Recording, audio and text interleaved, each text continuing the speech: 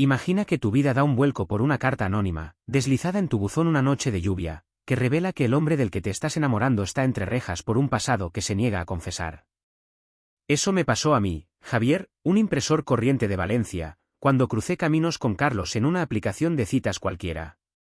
Mensajes inocentes, llamadas robadas, una visita clandestina que lo cambió todo. Y un amor que desafió rumores, rechazos, hasta construir una familia contra viento y marea. Pero, ¿a qué precio? Sumérgete en esta historia real de resiliencia y secretos enterrados, donde el amor no tiene cadenas. En ese momento, aún no sabía que él estaba en prisión ni que lo quería. Pulsé, enviar, y mi corazón dio un salto. Un simple, hola, ¿qué tal?, enviado a un desconocido, en una aplicación de citas de la que todos se burlan. Todos nos hemos apuntado a una de esas plataformas alguna noche de soledad, medio riendo, pensando que no lleva a nada. Y, sin embargo, ese mensaje fue el principio de todo. Carlos no era como los demás. Desde su primera respuesta, sentí algo diferente. Nada de frases hechas ni bromas de mal gusto. Solo palabras que parecían meditadas, como si de verdad quisiera conocerme. Me llamo Javier, tengo 32 años, y trabajo en una imprenta en Valencia. No es el trabajo más glamuroso, pero paga las facturas. Paso el día vigilando máquinas que escupen carteles, folletos, catálogos. El olor a tinta, el zumbido de los rodillos, esa es mi rutina. Mi vida es sencilla, metro, curro, una caña con los compañeros los viernes y luego volver al piso, solo. Bueno, solo, hasta que Carlos entró en la ecuación. Él vivía en Cádiz, a cientos de kilómetros. Me contó que pasaba los días buscando sentido a lo que hacía, intentando ordenar un pasado algo caótico. Hablaba a menudo del mar, de cómo las olas lo calmaban cuando paseaba por el paseo marítimo. Nos mandábamos mensajes todos los días, a veces hasta altas horas de la noche. Cosas cotidianas, pero que con él cobraban otro color. Una foto de mi café de la mañana, mal colado, con pozos flotando. Una imagen de su almuerzo, un plato de macarrones con una salsa de tomate algo quemada. Un desastre, pero comestible, escribió. Me reí y respondí con una foto de la vista desde la ventana de la imprenta, un aparcamiento gris, un contenedor volcado por el viento. Puro lujo, bromeé. Él contestó con un emoji sonriente. Empezamos a enviarnos notas de voz. Su voz, grave, algo rota, con ese acento gaditano que alarga las vocales, me sacaba una sonrisa. Contaba anécdotas de su trabajo como repartidor, los clientes que le echaban broncas por retrasos que no dependían de él, o los críos jugando al fútbol en los callejones de Cádiz. Yo le hablaba de los compañeros que siempre se quejaban por la pausa para comer, o de las veces que me quedaba hasta tarde ajustando una máquina rebelde. Nos descubríamos a través de esos pequeños detalles, pedazos de vida que compartíamos sin pensarlo demasiado. Luego llegaron las videollamadas. La primera vez, estaba nervioso. Pasé 10 minutos comprobando la luz, preguntándome si parecía ridículo. Él estaba ahí, en camiseta, con una cerveza en la mano y una media sonrisa.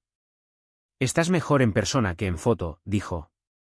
Me puse rojo, balbuceé algo absurdo. Hablamos 2 horas, riendo, interrumpiéndonos. Era como si nos conociéramos de siempre. Durante semanas, ese fue nuestro ritmo. Mensajes por la mañana, notas de voz por la tarde, llamadas por la noche. Empecé a esperar sus notificaciones como un niño espera la Navidad.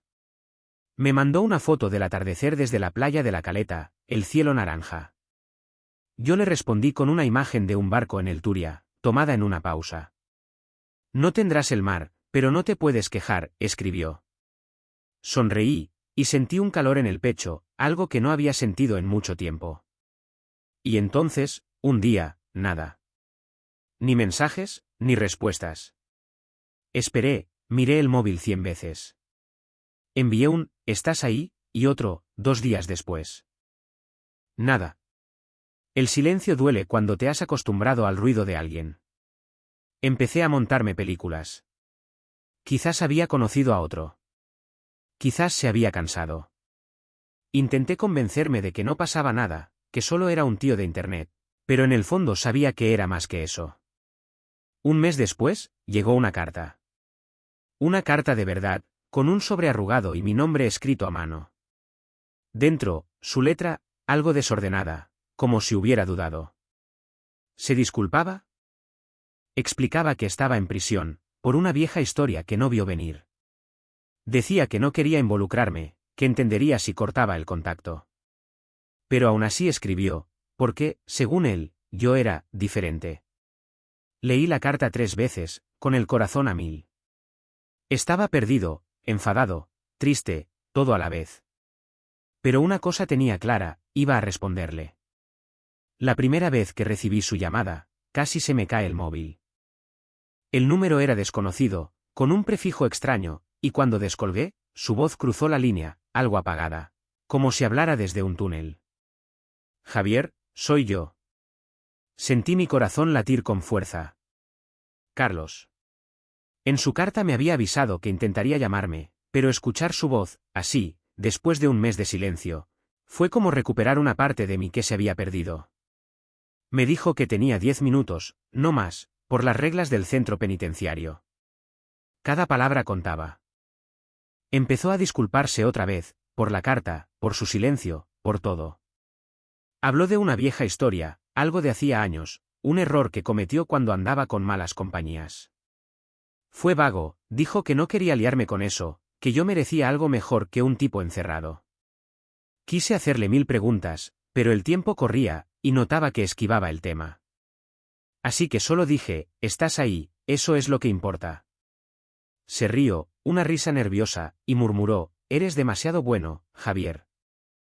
Después de eso, respondí a su carta. Escribí páginas enteras, cosas que no me atrevía a decir por teléfono.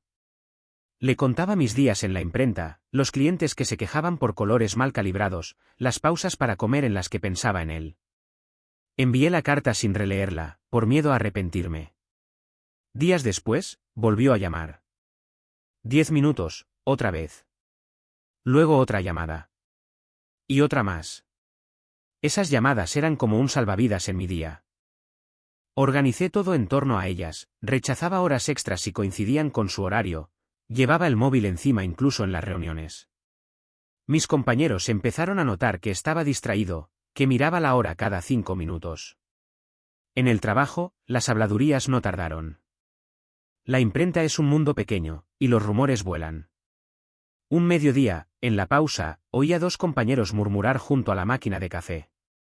¿Has visto a Javier? Está hablando con un preso, dicen. Hice como si no los hubiera oído, pero me quemó por dentro. Pensé en decirles que se metieran en sus asuntos, pero me contuve. No quería justificarme. Todavía no. Mis amigos no fueron mejores. En una quedada, Lucía, una amiga de toda la vida, me llevó aparte. Javier, ¿en serio? ¿Un tío en la cárcel? Tú vales más que eso. Me encogí de hombros, pero sus palabras me persiguieron toda la noche. No entendían. Para ellos, Carlos era solo una mala idea, un error más en mi lista. Pero para mí no era así. Sus llamadas, sus cartas, no eran errores. Eran reales. Lo peor fue la llamada de mi madre. Una noche, tarde, mi móvil vibró. Hablaba bajito, como si temiera que alguien la oyera. Javier, me han dicho que estás con alguien. ¿Un preso, es verdad? Respiré hondo y dije que sí.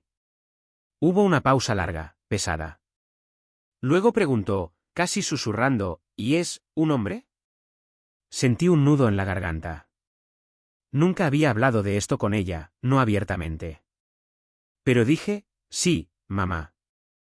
Soy gay. El silencio que vino después fue como un muro. Cuando por fin habló, su voz temblaba. Siempre has sido demasiado sensible para este mundo, Javier. Me dolió, no porque desaprobara, sino porque creía que no era lo bastante fuerte para soportar esto. Colgó poco después, sin decir más. Tras esa llamada, me quedé mirando el techo durante horas. Me preguntaba si estaba equivocado, si todos tenían razón, si me aferraba a algo destinado a fallar. Pero al día siguiente, Carlos llamó.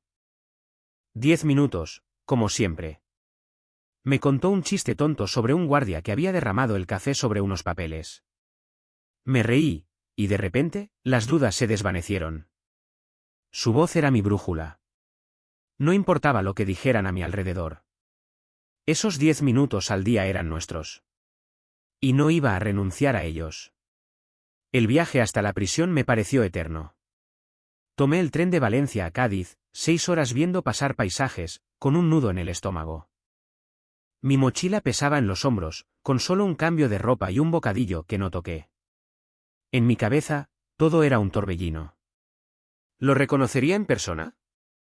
¿Sería diferente a la voz del teléfono, a las palabras de sus cartas?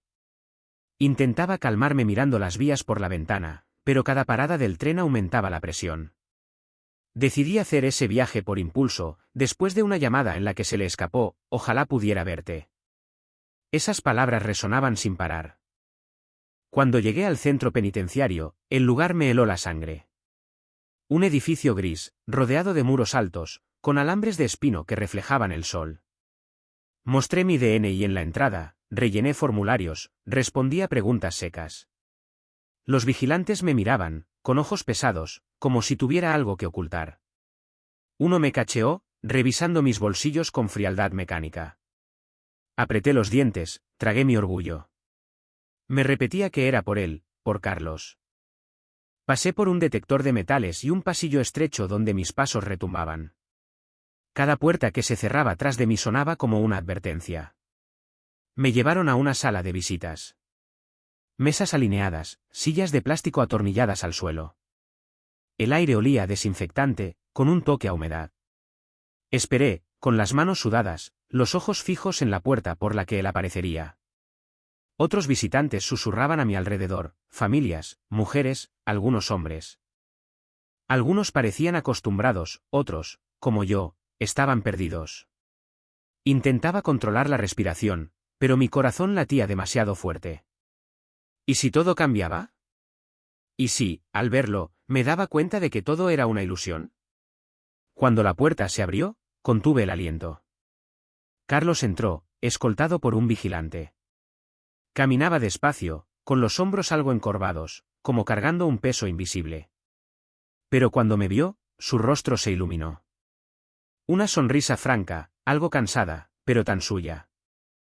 Todo lo demás, los muros, los vigilantes, el ruido de las llaves, se desvaneció. Se sentó frente a mí, al otro lado de la mesa. Estábamos a 1 metro, separados por una línea invisible que no podíamos cruzar. Y, aún así, era como si estuviéramos solos en el mundo. «Has venido», dijo, con la voz más suave que en el teléfono. Asentí, incapaz de hablar de primeras. Empezamos a charlar, al principio con timidez. Me contó su día, las rutinas absurdas del centro, la comida sosa, las horas que se arrastraban. Yo le hablé de la imprenta, de un pedido fallido que había puesto a todos de los nervios. Nos reíamos, nos interrumpíamos, como si estuviéramos en una terraza, no en una sala vigilada por tipos de uniforme. Bajo la mesa, su mano rozó la mía. Sentí un chispazo, un calor que me pilló desprevenido. Cerré mis dedos sobre los suyos, con disimulo, echando un ojo a los vigilantes. No vieron nada, demasiado ocupados charlando entre ellos. El tiempo volaba. Una voz crepitó por un altavoz: 5 minutos. Mi estómago se apretó. Carlos me miró, con los ojos más intensos que nunca. Gracias por estar aquí, Javier. Quise responder, pero tenía un nudo en la garganta. Seguimos hablando, robando cada segundo. Justo antes de que el vigilante se acercara para terminar la visita, Carlos se inclinó sobre la mesa. Sus labios rozaron los míos, un gesto rápido, casi robado. Mi corazón estalló. Fue tímido, prohibido, pero tan real. El vigilante gritó algo, pero apenas lo oí. Carlos se sentó de nuevo, con una media sonrisa, como un crío que acaba de hacer una travesura. Yo estaba aturdido, sin poder moverme. Nos separaron, y salí de la sala en una nube. Al volver en el tren, repasé ese momento, el calor de su mano, ese contacto fugaz. Todas las dudas, todas las críticas de los demás, todo se esfumó. Había tomado la decisión correcta. Él era mi certeza. El día de su salida, llegué al centro penitenciario al amanecer. El cielo aún estaba gris, el aire fresco, y yo jugueteaba nervioso con las llaves del coche. Había pedido un día libre en la imprenta, sin dar explicaciones a mis compañeros. Quería estar allí, para él, para ese momento que llevábamos meses esperando. Cuando la reja se abrió, vi a Carlos aparecer, con una bolsa de plástico en la mano, con apenas unas cosas. Se detuvo, miró a su alrededor, como si estuviera descubriendo el mundo por primera vez. Luego sus ojos encontraron los míos. Su sonrisa era la de un niño que recupera un juguete perdido. Sentí que mis hombros se relajaban, como si por fin pudiera respirar. Tomamos la carretera hacia Valencia en silencio, al principio. No un silencio pesado, sino uno lleno, como si estuviéramos saboreando el simple hecho de estar juntos, sin rejas ni cronómetro. Él miraba por la ventana, los campos, los carteles de la autovía. «Es raro estar fuera», dijo al fin, con voz baja. Asentí, sin saber qué responder. Quería preguntarle 1000 cosas sobre lo que sentía, pero noté que necesitaba tiempo. Así que puse la radio, una vieja canción española que tarareamos a medias, riéndonos cuando se nos olvidaba la letra. Al llegar a mi casa, fue como cruzar un nuevo umbral. Abrí la puerta, algo nervioso, preguntándome si le parecería un lugar demasiado pequeño, demasiado normal. Pero él solo dejó su bolsa y dijo: «Huele a hogar». Decidimos cocinar algo sencillo, unos macarrones. Nos pusimos manos a la obra en la cocina, pelando ajos, demasiados, la verdad. El olor invadió el piso, y discutimos sobre la cantidad de sal para el agua hirviendo. «Eres un peligro en la cocina», bromeé. Él se rió, me dio un empujoncito con el hombro, y seguimos, como si fuera lo más natural del mundo. Abrimos una botella de vino, un tinto barato que compré a última hora el día antes. Los vasos eran dispares, uno de un mercadillo, otro de un pack de supermercado. Nos dio igual. Nos sentamos en el sofá, con los platos en las rodillas, y comimos en silencio al principio, felices de estar allí. Luego las palabras fluyeron, primero despacio, luego como un río. Me habló de pedazos de su vida anterior, recuerdos de infancia en Cádiz, paseos con su padre por el paseo marítimo. Yo le conté de mis años en el colegio, las trastadas con mis primos en verano.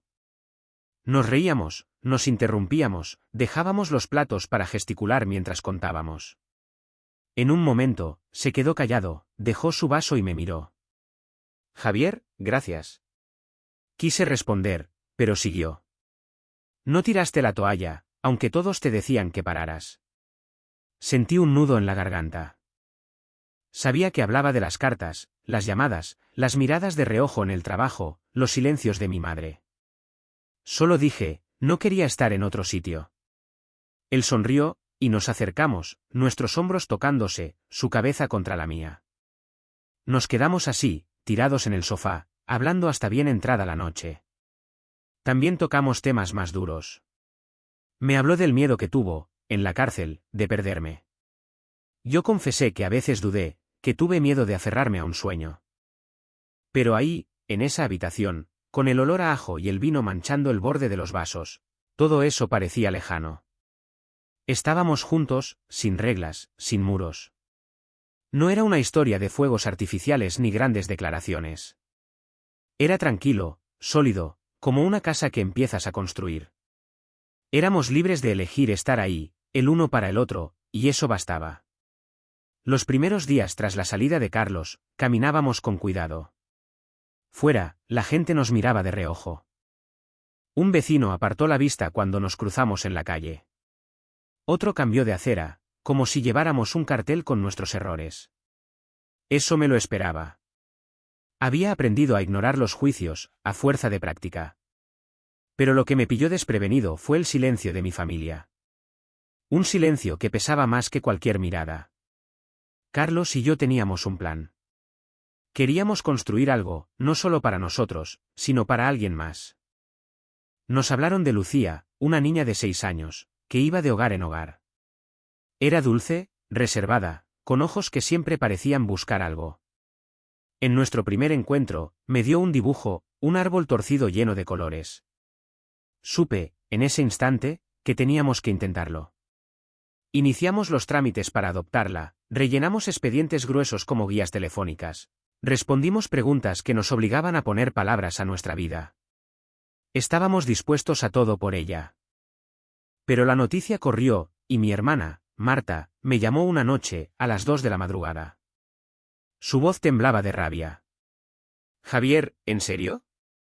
¿Crees que van a dejar que un exrecluso críe a una niña? Dijo que era ingenuo, que Carlos me manipulaba, que no éramos estables. Amenazó con contactar a la agencia de adopción, con hacer lo que fuera para frenar el proceso. Intenté explicarle, decirle que éramos sólidos, que Carlos no era como ella pensaba. Pero colgó, y al día siguiente supe que había cumplido su amenaza.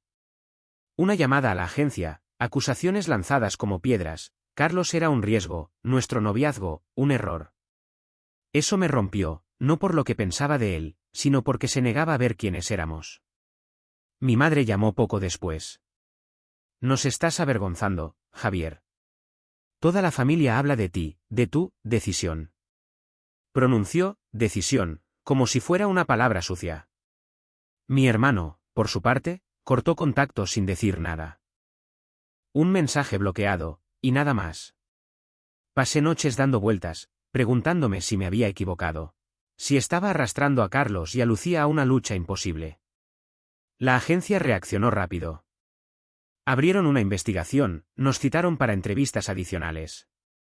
Tuvimos que vernos con un psicólogo, responder preguntas sobre nuestra relación, el pasado de Carlos, nuestra capacidad para ser padres. Cada cita era una prueba. Sentíamos sus dudas, no solo por el historial de Carlos, sino porque éramos dos hombres. No encajábamos en su idea de familia. Un día, una trabajadora social nos preguntó, con gesto serio, ¿de verdad creen que este es un entorno estable para una niña? Apreté la mano de Carlos bajo la mesa, para no responder con brusquedad. Respiramos hondo, contestamos con calma, mostramos quiénes éramos. Resistimos, reunión tras reunión, pregunta tras pregunta. Les contamos de nuestros días, nuestros planes, el cariño que queríamos darle a Lucía. Carlos les explicó cómo había cambiado, cómo quería darle sentido a su vida. Yo hablé de cómo nos apoyábamos, cómo nos complementábamos. En un momento, el psicólogo sonrió, una sonrisa sincera, y sentí que un peso se desvanecía. Al final, vieron lo que nosotros ya sabíamos, no éramos perfectos, pero éramos fuertes juntos, y eso era suficiente. Meses después, llegó la noticia. Lucía podía venir a vivir con nosotros. El día que llegó, apretaba su dibujo contra el pecho, el mismo árbol torcido. La recibimos con globos, un pastel algo chueco y risas nerviosas. También adoptamos a Max, un perro alocado que lo volcaba todo, pero que seguía a Lucía a todas partes. Empezamos un pequeño huerto en un terreno detrás del piso. Las plantas crecían torcidas, pero crecían. Por las noches, Carlos le leía cuentos a Lucía. Yo me quedaba en el marco de la puerta, escuchando su voz grave narrar historias de piratas y dragones. Pensaba en todo lo que habíamos pasado, las miradas, los silencios, los juicios. El mundo nunca nos dio un lugar. Así que construimos el nuestro, ladrillo a ladrillo, con paciencia y corazón.